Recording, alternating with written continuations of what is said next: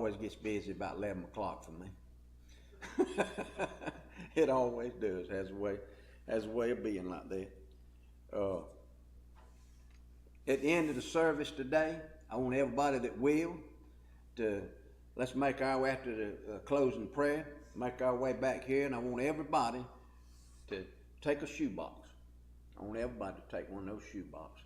I want you to cradle it with the love in your heart, that shoebox. Everybody wants to, and we're going to bow our heads.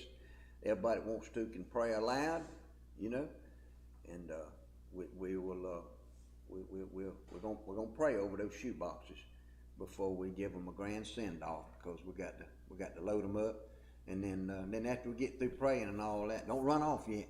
We're gonna let you help feed them in a line, and we're gonna put them in the back of that pretty gold Ford pickup of Susan's out there, and her and Debbie gonna deliver them after church. Isn't that right? Outstanding. Okay.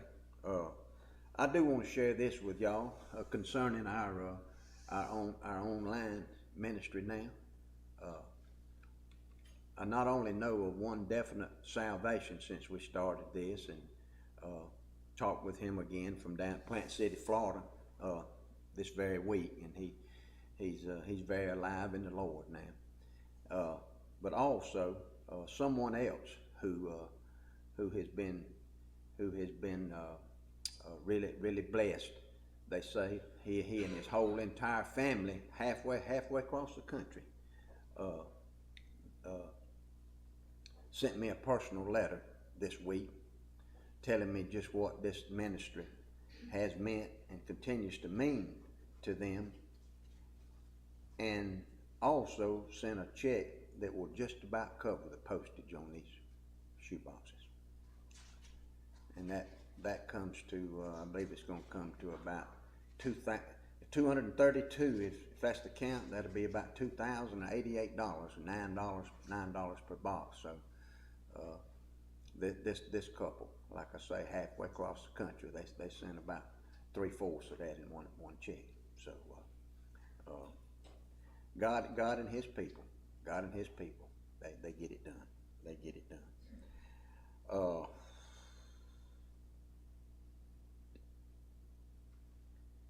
Let's lift up those in prayer, as we always do before we do anything else. Brother Harold, as far as I know, still in the hospital.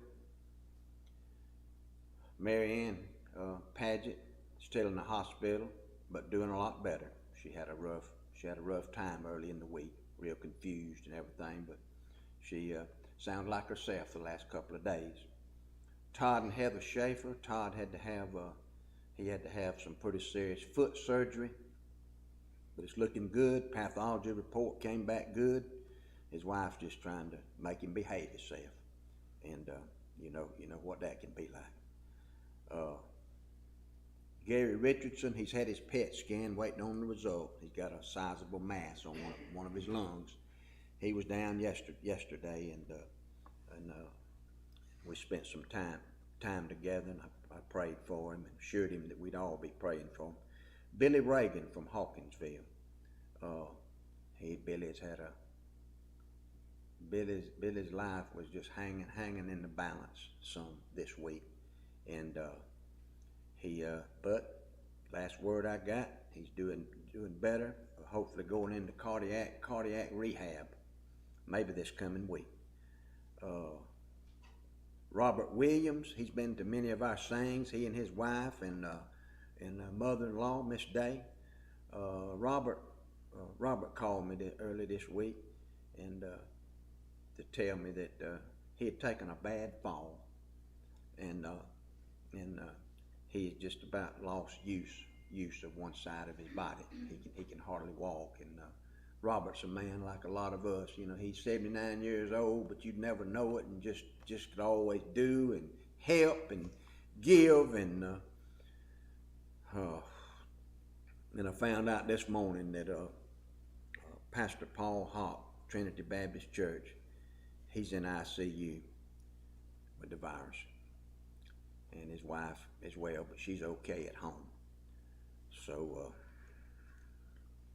Remember him. As far as I know, the folks from Haynesville are healing up and all recovering well. As far as we know, aren't they, Debbie? Okay. All right.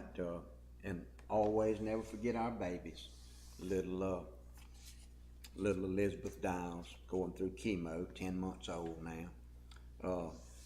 Little Skylar, her and her mom up in Philadelphia. Elijah lives up here at Thomaston, Georgia, and of course little Haley Allen, H2 as she's come to be known. And share with them, Debbie, about the great award that is coming little H2's way. I can't remember the name of the organization that awarded her this, but she has met this little boy that's going through about the same thing.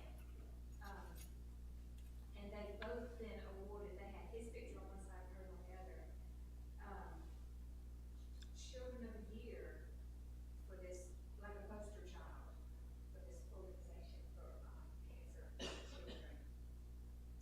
You can relate to that, can't you, Sandy? Sandy, a lot of you may not know this, but Sandy, when she was a little bitty girl, she had cancer, and she was a famous poster child. Look at her now. Look at her now. I looked a little better then.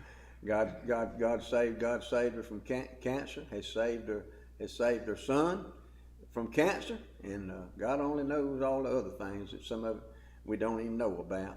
And I've worked my way down our prayer list to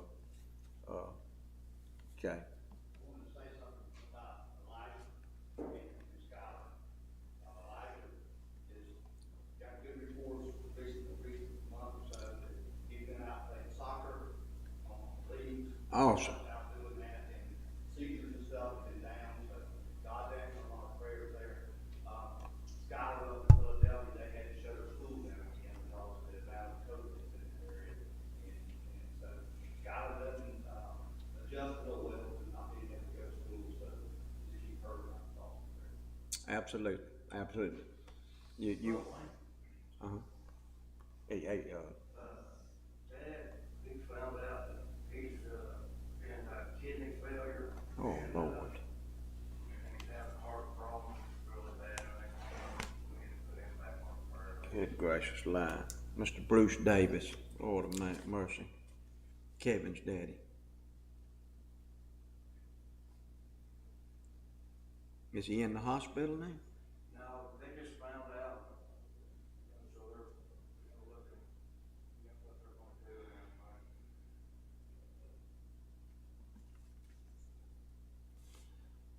everything. Is it okay, Bobby, for me to just mention? Okay. Y'all, our church family, and in particular, the Walker family, suffered a terrible loss yesterday. Bobby and Ann's oldest son passed early yesterday morning, very suddenly, and when Bobby's able and feels led to, he'll share more about it. But it's just so fresh and so hard and so jolting right now, as you can imagine. We just pray for them and ask God to comfort them and help them.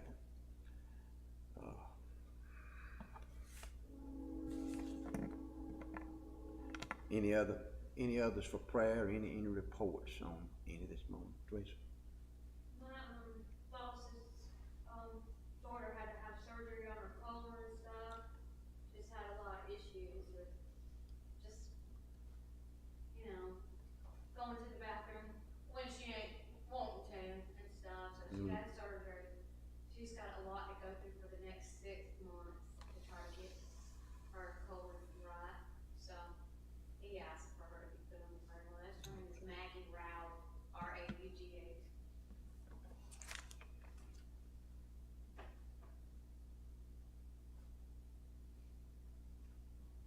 And that's his mother. His daughter, she's like 14. Oh, really? Yeah. Mercy.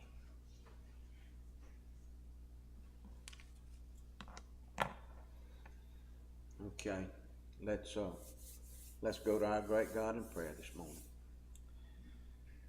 Father, we come to you with many of us with terribly heavy hearts this morning. But you said you would comfort those who mourn. You said weeping only lasts for a season, and that there's joy in the morning. God, I pray that you give that joy, some of it back as soon as possible to the Walker family. God, from the testimony that I've heard concerning Ryan, he's alive 3 ways now that I hope they can focus on. He's alive. He's alive in their hearts and in their minds, and he's alive with you. And God, we just trust that you will take care of them. You will love them. You will hold them closer to you than usual. And these others, Lord, that we've mentioned here, so many different needs. Our brother Harold Haygood just can't seem to get healed and well and back on his feet. Mary Ann Paget, been in hospitals and nursing homes over 2 years now, just lost her beloved husband of 60 years. Gary Richardson, not knowing what to expect, but trusting you regardless of what comes. Billy Reagan, a beloved man from Pulaski County. Robert Williams, a giving, helping, kind, godly man. You know that better than I. Bless him to get back on his feet if it be your will. Pastor Paul Hawk, a man that is, no question, sold out to bringing the lost into the kingdom. Our babies and children with their needs. Brother Bruce Davis, a likable, lovable man. Bless him, Lord, what he's facing now, and this 14-year-old girl, Maggie. And all these others, Lord, that are we just can't remember them all, Lord, but you know them. We ask your kindest, most gentle touch of healing, if you choose, but certainly your mercy on each one. And we pray for these in your Son's most wonderful, marvelous name, Jesus. And we all said, Amen. Amen. Joyce and I gonna do y'all a song this morning that what this song talks about. A lot of you, especially you younger folks, probably never heard of brush arbors, and I probably wouldn't have if I hadn't come from people that were so poor that in over 100 years ago, thereabouts.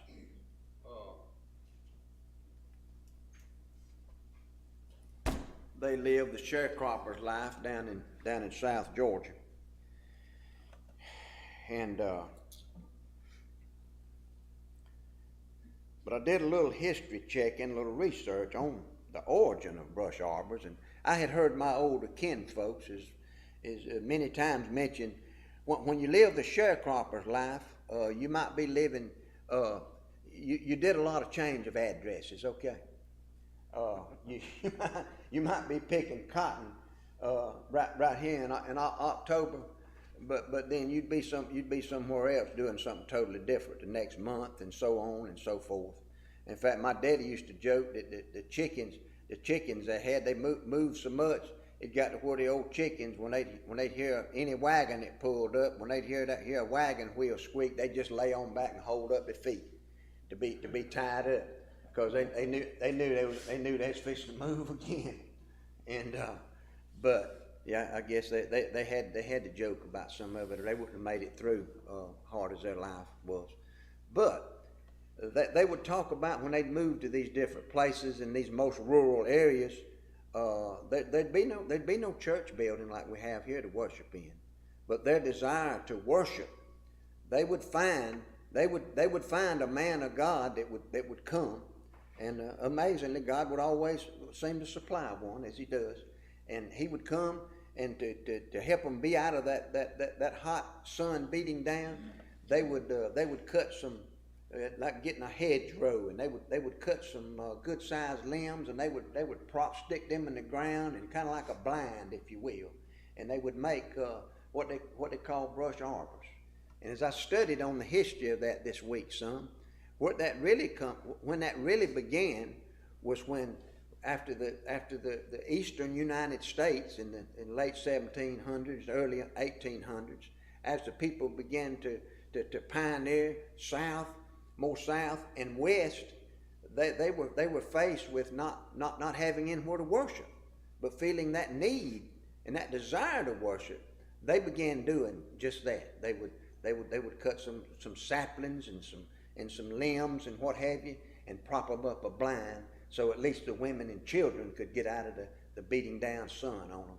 And they said it was a beautiful sight, because as those leaves begin to turn, and those colors, as you would be approaching those and hear them singing, and some of the camp meeting times came out of those brush arbor meetings. But some of my family about 100 years ago, they worshiped like that when there just was not a church building to get under. And I've loved this song about all my life. I loved this song even before I was a Christian, because I loved George Jones and anything he sang. And it talks about those old brush arbors.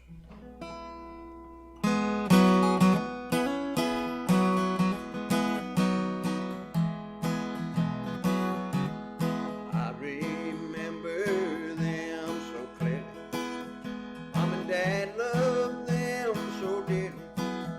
Old brush arbors by the side of the road, where I learned about salvation from the book of Revelation, in an arbor by the side of the road. Old brush arbors by the side of the road, where a sinner could lay down his heavy load. There was a praying, shouting, singing, till the countryside was ringing. Brush arbors by the side of the road.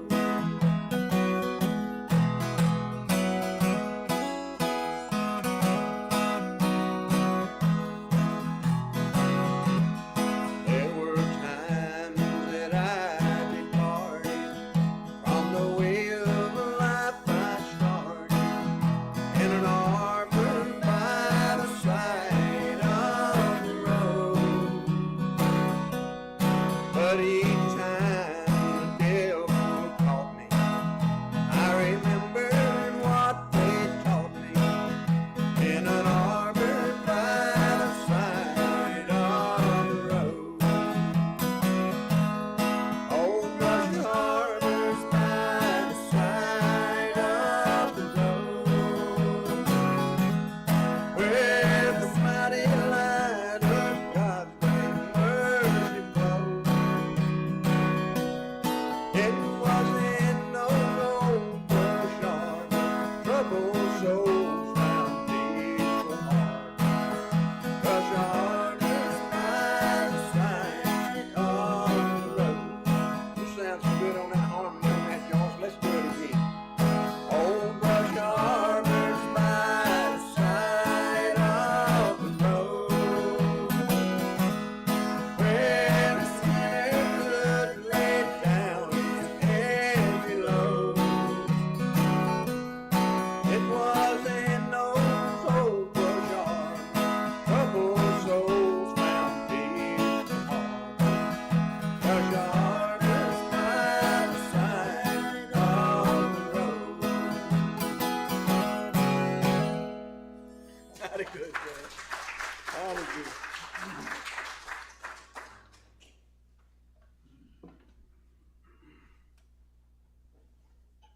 How many of y'all ever heard that song before? You'd heard it, Cody? Yeah? Okay. It's a good one, ain't it?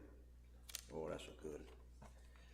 Turn with me in your Bibles this morning to Numbers, the 13th chapter.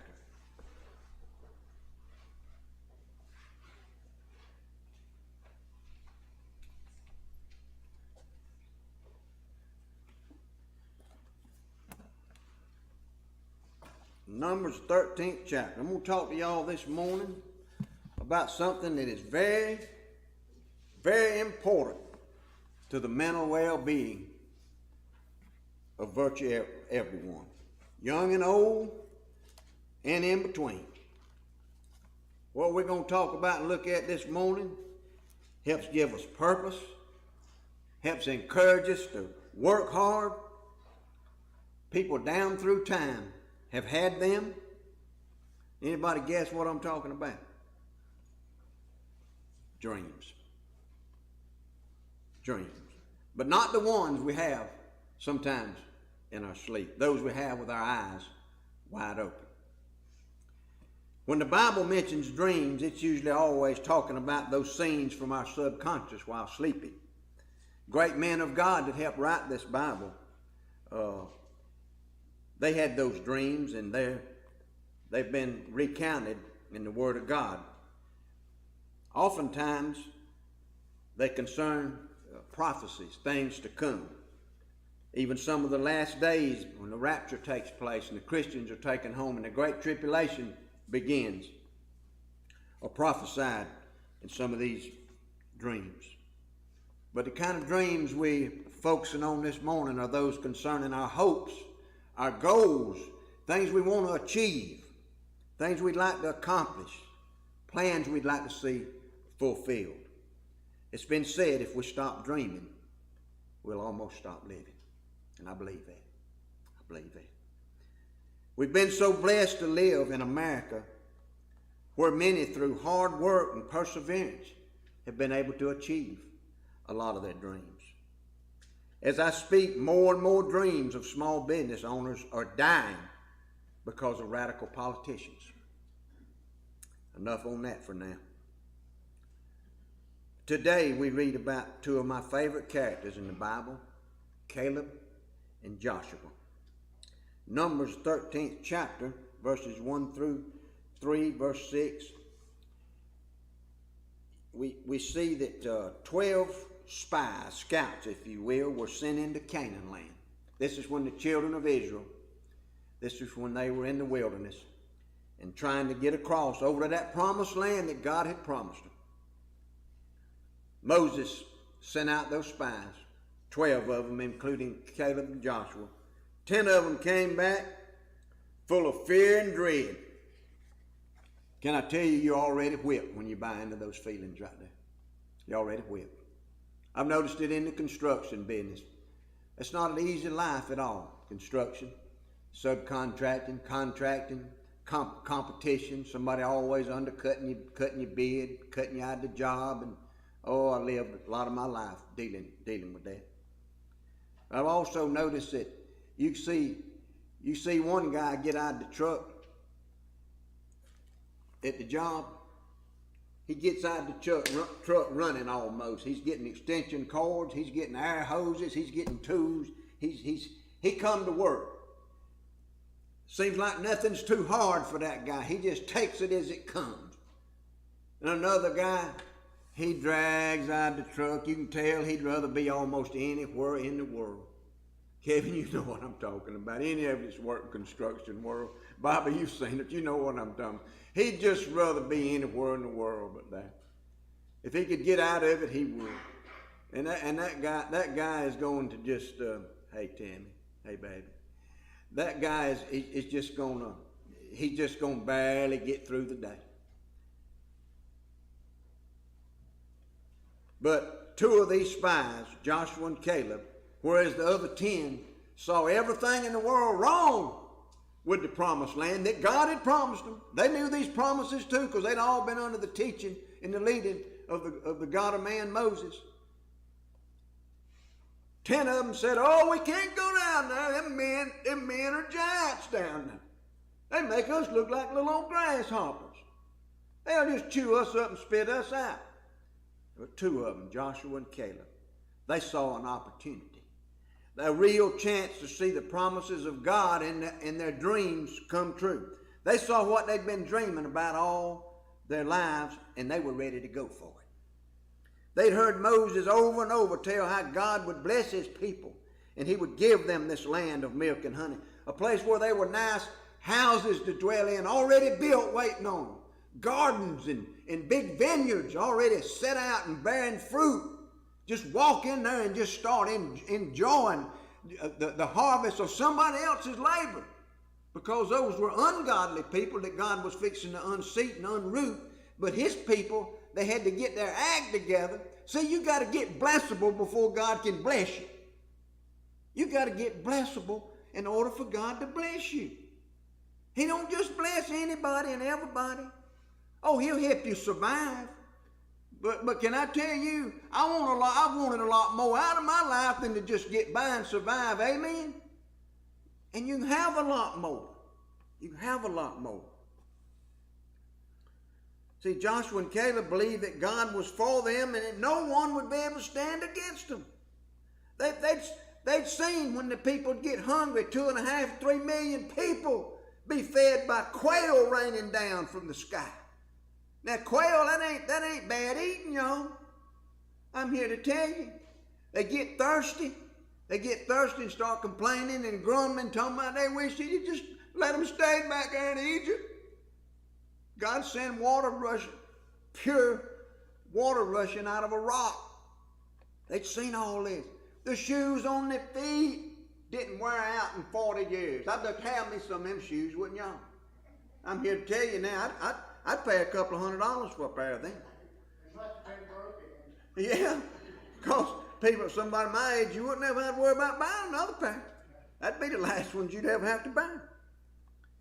But Joshua and Caleb believed God was for them, and it was theirs for the taking. Let's see some things about dreams.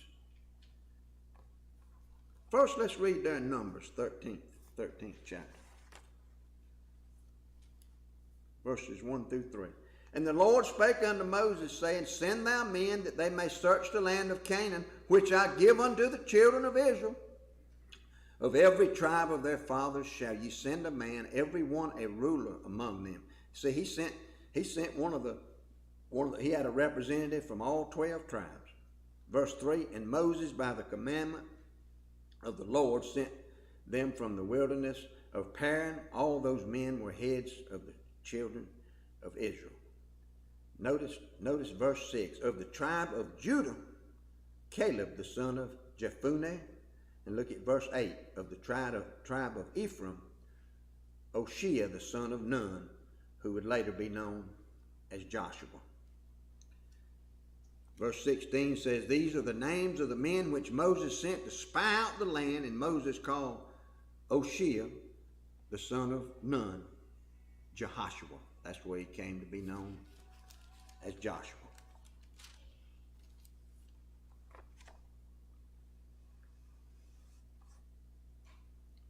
Dreams. They don't usually happen overnight. Not too many overnight successes. You see people in the music, entertainment, in the sports world. Listen, it didn't happen overnight. Joshua, turn forward now to Joshua. Skip Deuteronomy and you're in Joshua. Joshua 14.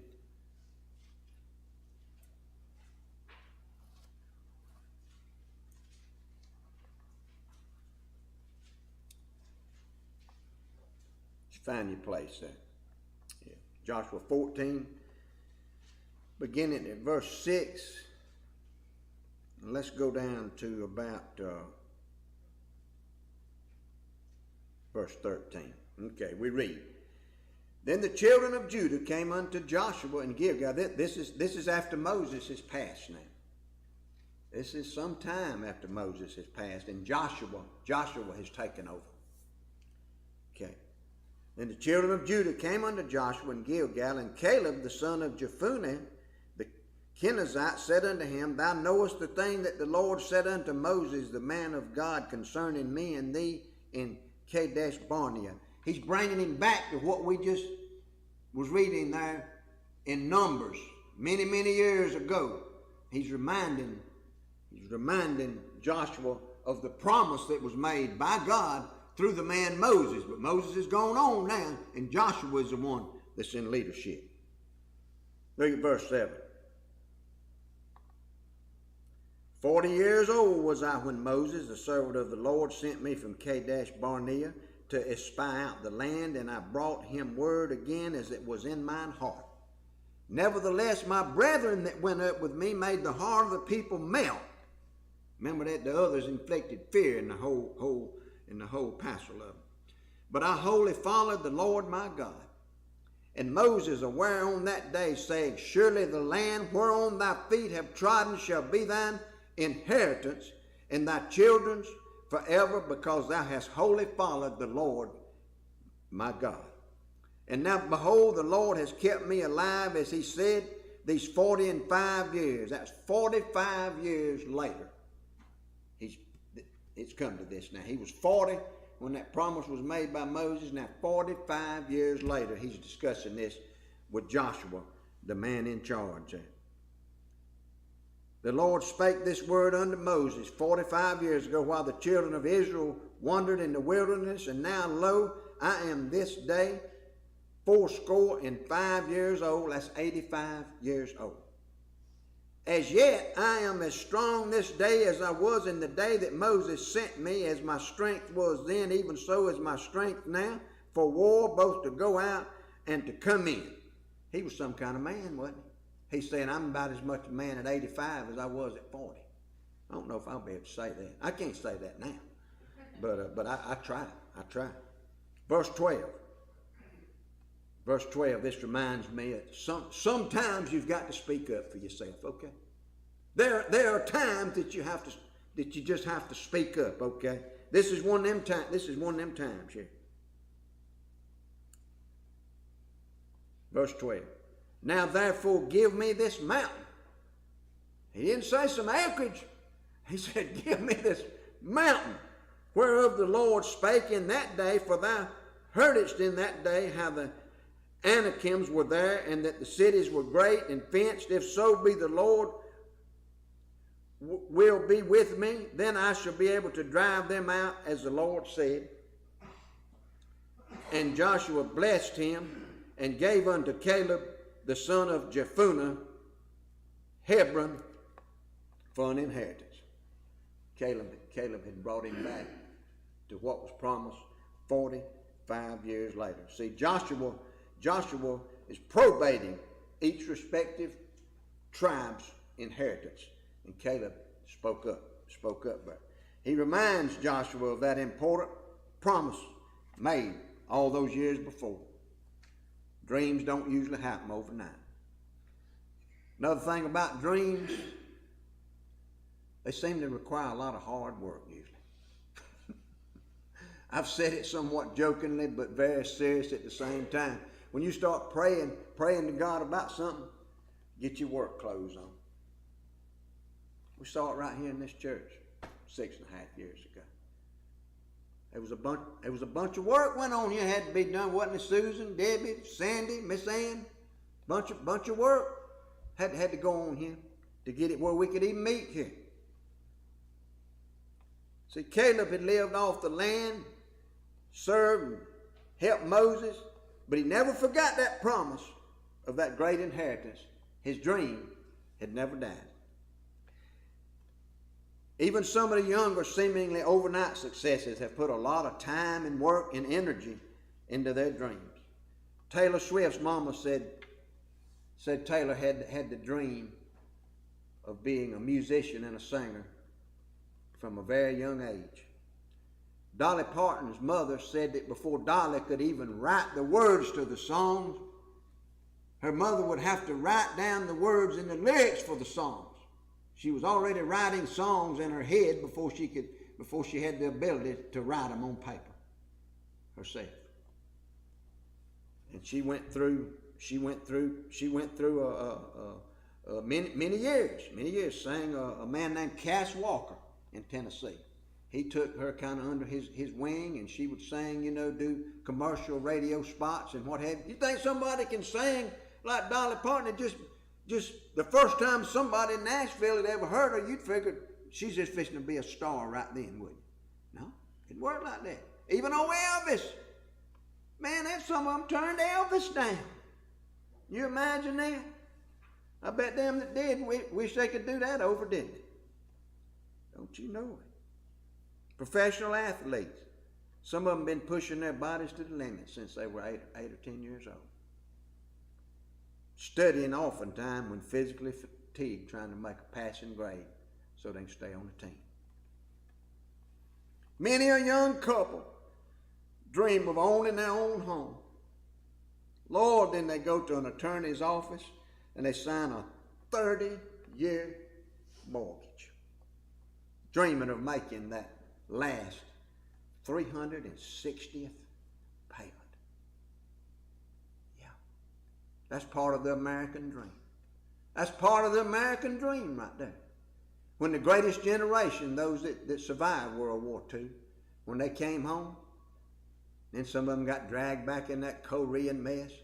But then the 50s, my daddy and my Uncle Sam Holcomb, who was a Purple Heart recipient as a Marine in World War II, they said the 50s was the greatest time there's ever been. Had it not been for the 50s, they loved Dwight Eisenhower, President Eisenhower. That's when they began. That's when they began taking a good long hard look at Republicans. Was Dwight Eisenhower. But things finally started turning around. Finally, those people who had only ever been able to rent a shack at best could actually own their own home and have a decent automobile in the driveway to get back and forth to work. Put food on the table consistently. The children could get an education. Warren Town, and those were dreams for your mom and daddy and mine. That's what they dreamed. Can I tell you, they dreamed a lot about us. A lot of their dreams was about us. Because they wanted us to do better. They wanted us to have opportunities. My Uncle Sam Holcomb, he said, all I ever wanted was just an opportunity. And when he finally got it with the railroad in Jacksonville, Florida, buddy, he made good on it too. He told about, he worked his way up from just basically a laborer, become one of the best diesel mechanics, because he worked with the Fruit Growers Express down there, and they haul this precious fruit that has to be kept under air conditioning on those boxcars all over the country. And he was a diesel air conditioning mechanic on those boxcars. And as time went along, he went back to school. He got his GED, his high school diploma, and the boss thought so much of him. Doggone if he didn't move him in the office and made him an inspector. And so rocking along there, and they got in a bind. A couple of mechanics were out sick and what have you and all, and needed some work done. And the boss come almost apologetically to my Uncle Sam, and he said, "Sam, I hate to have to ask you to put on them old greasy coveralls and have to go back there and crawl under them things and all that." And Sam cut him off. He said, "Listen, about all I'd had till I come to work here was just about root hog, and looked like we was gonna die poor." He said, "Don't you never mind asking me to do anything you think I can do in this whole company, in this whole facility here." He said, "Man, this job has blessed and taken care of me and enabled me to own a home and take care of my children, good warm clothes on their bodies, and go to a decent school, live in a decent neighborhood. Man, don't you never mind asking me to do anything." See, that's the kind of attitude right there. That's the kind of attitude right there that'll help you succeed. Let me tell you something, 2 things. I know I'm getting off a little bit here, but I'm known to do that sometimes. There's two things that will either endear your boss to you or make him start looking for somebody to replace you. First and foremost, I told my oldest son-in-law he wanted to go to work with Houston Marine. That's where Home Depot's at. Now, I'd known Mr. Collier since I was a kid. He was the Mercury outboard dealer there. Loved LaRue, Mr. LaRue Collier. But he saw an ad in the paper while he was dating Heather. He said, "I got some experience with the sports center while I was still in high school, and Keith's just a natural mechanic." And he said, He was working with an exterminator then, crawling under them houses, paying him minimum wage, and he said, man, I got to get something different than this. I said, you think you'd like to go to work with the House of Marine? He said, man, I sure do. I'd love to have that job. I said, well, if he hadn't hired somebody at 8 o'clock in the morning, I can just about guarantee you I can get you that job. He said, would you? I said, yeah, but I want you to understand 2 things before you even go down there and apply. First of all, under no conditions do you ever come in there late. Don't never show up there late. And secondly, and this is straight from Sam Holcomb right here. This is vintage Sam Holcomb. And secondly, if the boss chooses you to clean the toilets and the bathroom behind everybody else, make him feel like that you were just honored and thrilled that he chose you to let you be the one that do that. We're talking about attitude here, okay? He went there like that. Now, Mr. Collier, he was in business there, I think, about 40 years or longer. You can imagine how many different employees come and went during that 40 years. After Home Depot forced him out and bought him out there, I saw him and his wife a little while after that, and he said, I want you to know something. That son-in-law of yours was the best one I ever had. I'm telling you, that attitude, a good work ethic, and that attitude, listen, I know for a fact, that man sitting on that back row back there, Warren Tyler, let me tell you something. I know one of the bosses down there that he worked with side by side. That's some sad people that man right there actually did retire. Because they knew they wasn't going to replace him. Because it didn't matter how hard or how tough it was, how hot it was, how dusty it was, how many hours he'd already worked. If they needed Warren, Warren was there. Warren was there. You can tip me for that later, brother. You can tip me for that later. No, but I know him, and I've observed people, and I know what makes it go. I know what makes it work.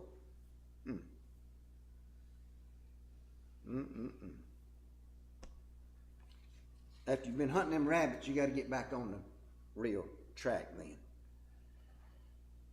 Dreams don't always turn out like we thought and hoped they would. In Guideposts, I read about a woman who as a child had a passion to be a ballet dancer. She had the talent, she worked and practiced, she finally got a chance to dance on the big stage in New York, even though she lived across country from there. She made a good impression in her debut and seemed her dream was about to be realized.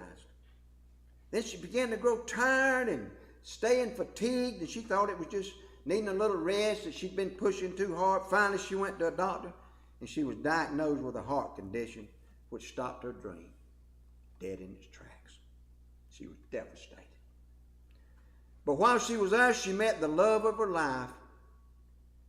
They married in a little while, settled there near New York City. Her husband was the only one, for the most part, she knew there. But she happened to cross an ad where a local dance studio badly needed an experienced instructor for the young girls' ballet class.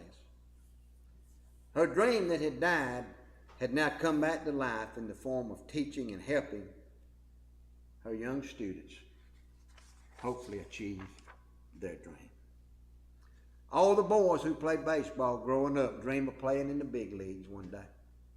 But rarely does a Chipper Jones come along. By the way, I got to shake old Chipper's hand one time. I can say I've shook the hand of a Hall of Fame baseball player. But that's close as I was going to ever get to the Hall of Fame. 99, probably 0.9% of them won't play professionally, but the things they learn while playing, like playing fair, working hard, being a team player, will help them in whatever area of life that they pursue. And quite a few of them will end up teaching and coaching their sons and many other sons in Little League or high school or even college. Another prime example of dreams changing. Gene Tunney was a young amateur boxer with knockout power in both hands, which was very unusual for heavyweight boxer. They would usually lead with one hand, and then that other one, that'd be the haymaker, as my daddy used to call it. That'd be the knockout punch. Everybody that saw him as a young boxer, they said he'll be a world-class fighter to be reckoned with one day. But then right before turning pro, he broke not one but both of his hands. Can you imagine that? A heavyweight boxer having both hands broken. His doctor told him, son, you'll never have the power in those hands again to be a heavyweight boxer. You might as well give it up and find something else to do. His trainer even agreed with the doctor. Can I tell you, oftentimes, those closest to you, they just can't see and share your dream. They just can't see and share it a lot of times. I dreamed of playing baseball, but my mom and my daddy, they just couldn't see the sense of it. They just couldn't see driving all them miles. We lived in the southern corner of Bibb County. They would have to go all the way up into Macon to pick me up from practice and all that, and I felt like it was a burden on them, and they had no interest in it. But anyhow, Gene Tunney, the boxer, he didn't listen to the naysayers. You know what he did? He took a new approach on his boxing entirely. He said, if I can't be a power puncher, I'll become a boxer. He learned to bob and weave. He learned to throw accurate punches rather than big roundhouse swings. Brandon, he worked his way to the biggest fight of his career, and this is history. You can look this up, Google it if you want to, against none other than the feared Manasseh Mauler, the one and only Jack Dempsey. It was said there wasn't a man on earth that could come out of the ring without being knocked out by Jack Dempsey. The young Gene Tunney, who had had both hands broken a few years before, he gets in there with him. He beats Jack Dempsey.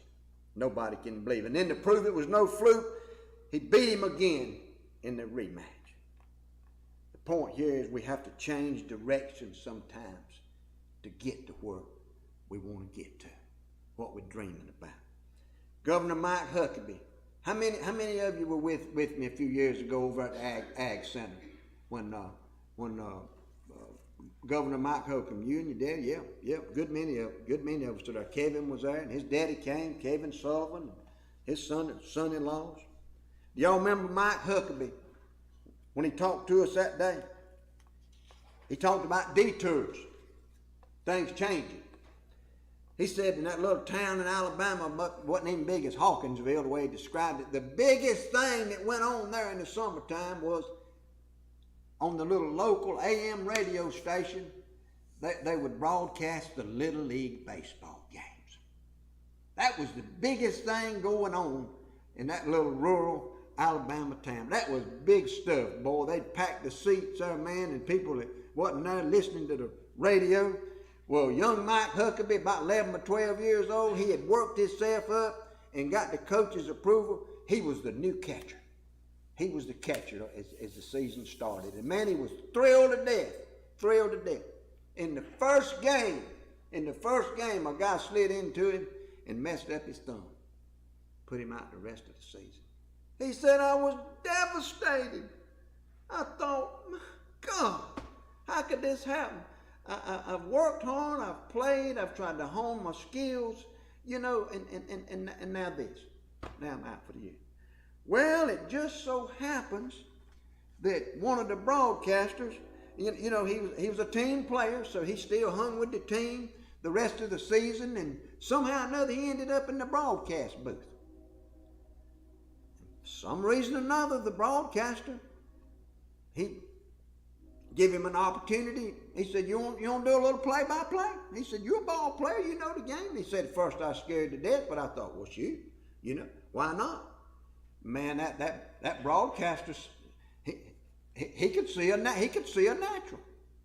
He could see an absolute natural. He began helping the broadcast. Lo and behold, one day the broadcaster got hung up and couldn't get to the game. There was nobody to broadcast the game. Little 11, 12-year-old Mike Huckabee. He did the whole entire game. and did it beautifully. That got the attention of some people in broadcast journalism. Doggone if he didn't end up getting a scholarship to work his way through college. Ended up being a great pastor. Ended up trying to be our president, and I'll always believe he would have been a good one too. Sure do. One more real life story here on how your dreams can change. And I'm reminded of Proverbs 16:9. A man's heart, listen to this, a man's heart devises his way, but the Lord directeth his steps. Them detours, like Mike Huckabee talked about that day, the detours. The worst thing right then, at the beginning of that Little League season, was that injury that his hand kept him from playing ball. But that opened the doors that would lead him into the career that he had. And I'm telling you right now, he's a brilliant man. I've virtually never heard him give an analysis on anything that I didn't agree with, because it's biblically based. You can believe whatever he tells you. It's going to be biblically based. Then Joni Eareckson, young champion snow skier in her early 20s. No doubt she was going to be a gold medal winner in the upcoming Winter Olympics. Took a bad spill in practice and was left for the rest of her life in a wheelchair. But she became one of the most inspiring Christian speakers and authors of our time. Her dream drastically changed, but she pressed on and trusted God still. Listen to Ecclesiastes 9:11. I love this because this is so typical of life. The race is not always to the swift, nor the battle to the strong. The fastest horse doesn't always win the race. We all know the little children's story about the turtle and the hare. I mean, anybody knows, you know, that turtle didn't have a chance. But that old rabbit, he kept goofing off and messing around, and y'all know how it turned out. Another point is, our dreams change as we get older. Our dreams change as we get older.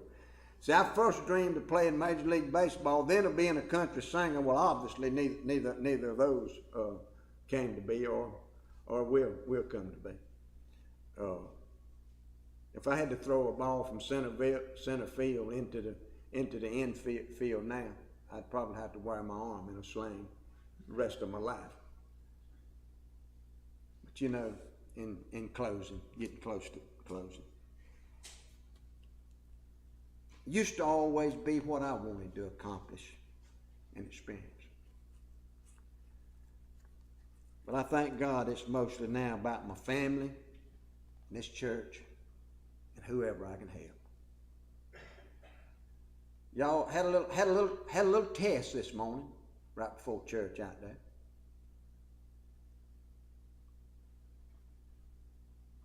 A black man knocked on the door and came in, and it didn't help my feelings one bit either when I saw his Black Lives Matter mask. Okay. But he was in need, trying to get his wife back to the doctor. He said, could maybe you, pastor, or somebody help me get 5 or 6 gallons of gas to get her back to the doctor and then get her home. Stepped outside with him there then. I said,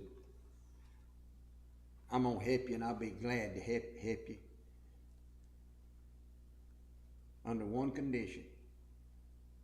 You look me in the eye and you swear that whatever we give you, you're going to use it.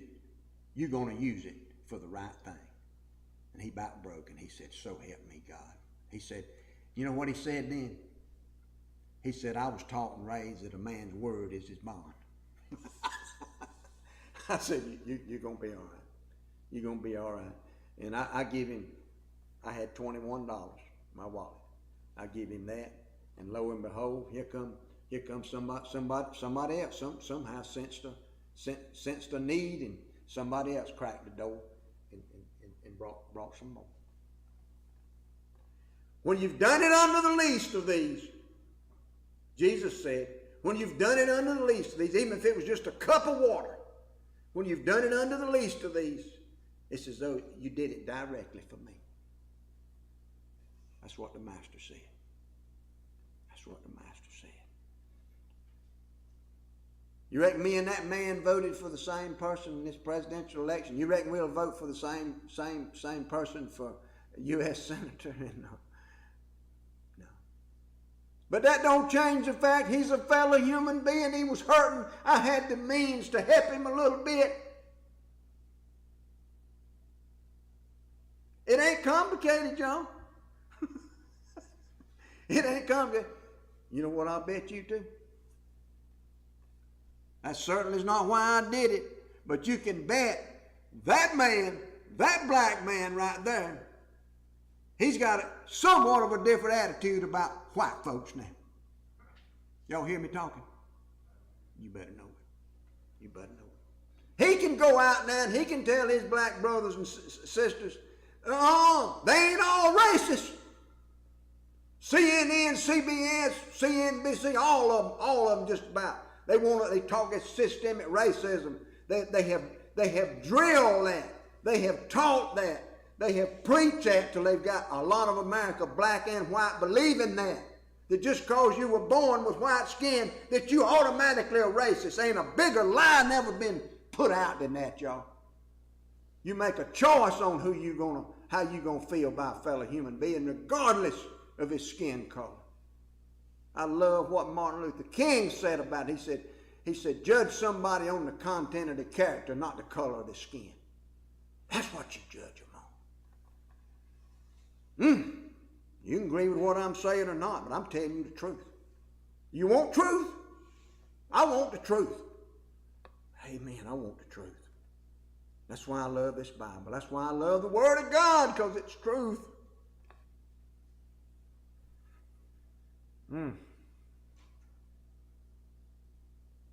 Dreams will often overlap when God is in it.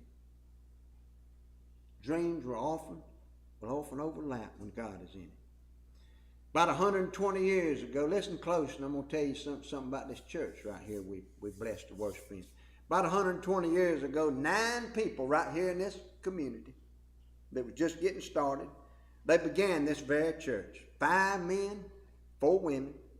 They had dreamed of building and starting a new church. They no doubt met for a while in one another's homes. They pressed forward. They secured this very little piece of property right here on this corner. They began building. They called a pastor. Can't you just see them riding up here? Jeff Walker on that in them old wagons, riding up here on them horses, hitching that horse to that hitching. I promise you, there was probably a hitching post on 2 or 3 sides here to fasten that horse or that mule to. Because there wasn't no automobiles been invented yet. Wasn't no airplanes been invented yet.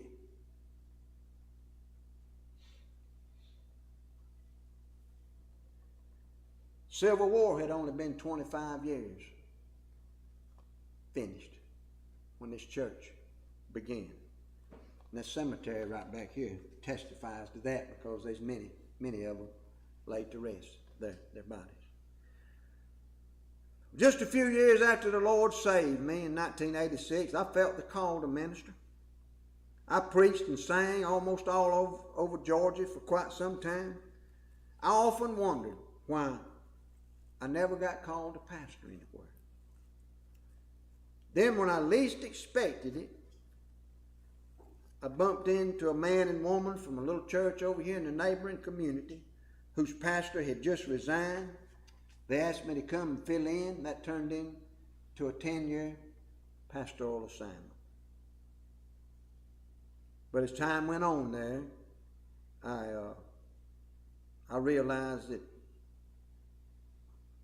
I was a hired preacher, and I had no real say in the future, in what went on in the church.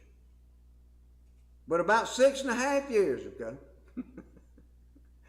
3 people in the same week. I hadn't been by this church. Good Lord, I couldn't tell you when I had been down one of these streets by this church.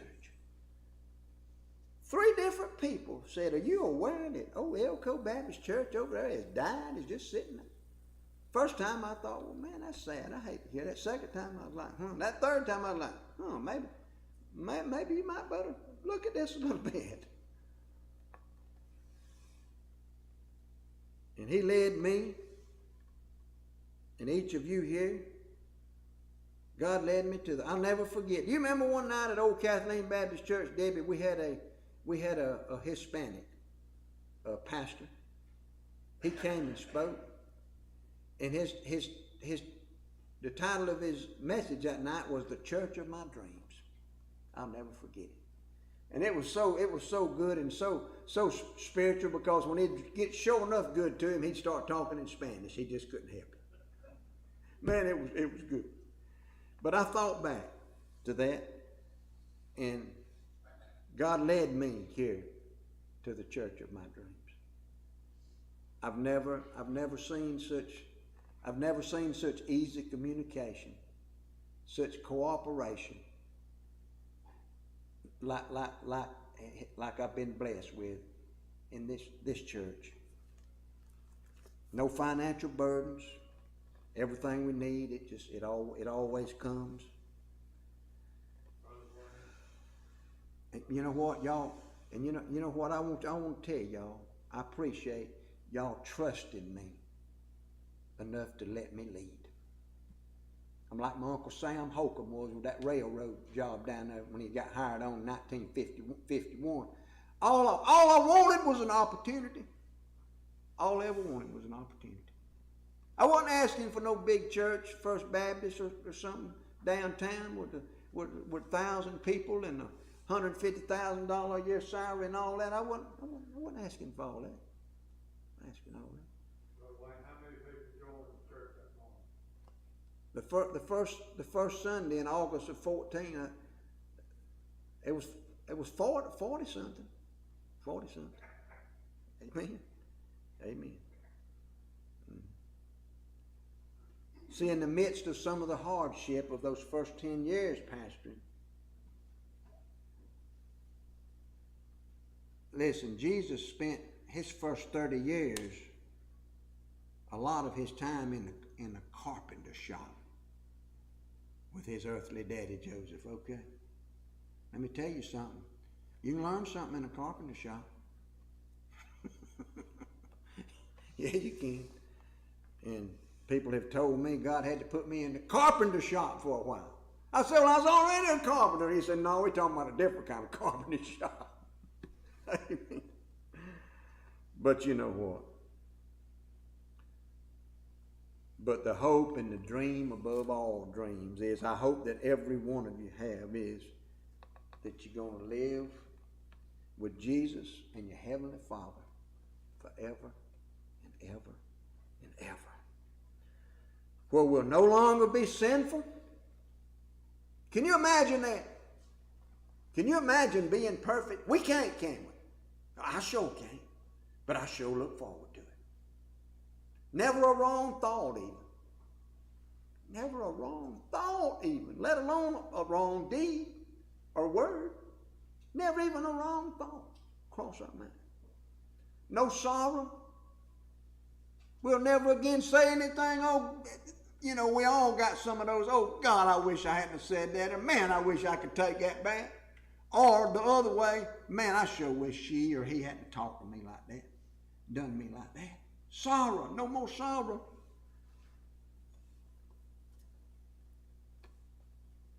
And we won't age. Won't age. We'll never grow old. That sounds like a beautiful song, don't it? It is.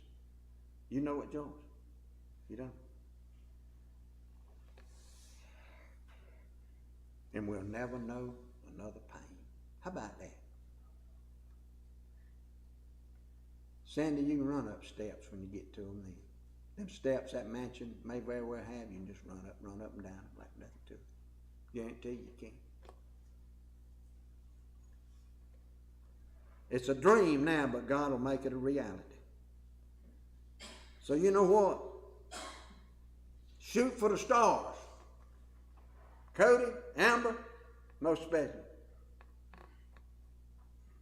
A little bit. Shoot for the stars. You just might very well make it, girl. Cheyenne, you too. Y'all got some dreams, don't you? You better believe you do. You need them. You need them. You just might make it. Laugh often, love deeply, and live for Christ. You hear that? Laugh often, love deeply, and live for Christ. I'm here to tell you, that'll get you through when nothing else will right there. Yes, it will. And don't ever stop dreaming. But there's one condition on this heavenly dream. You got to be a Christian. You must be born again. Must be born again.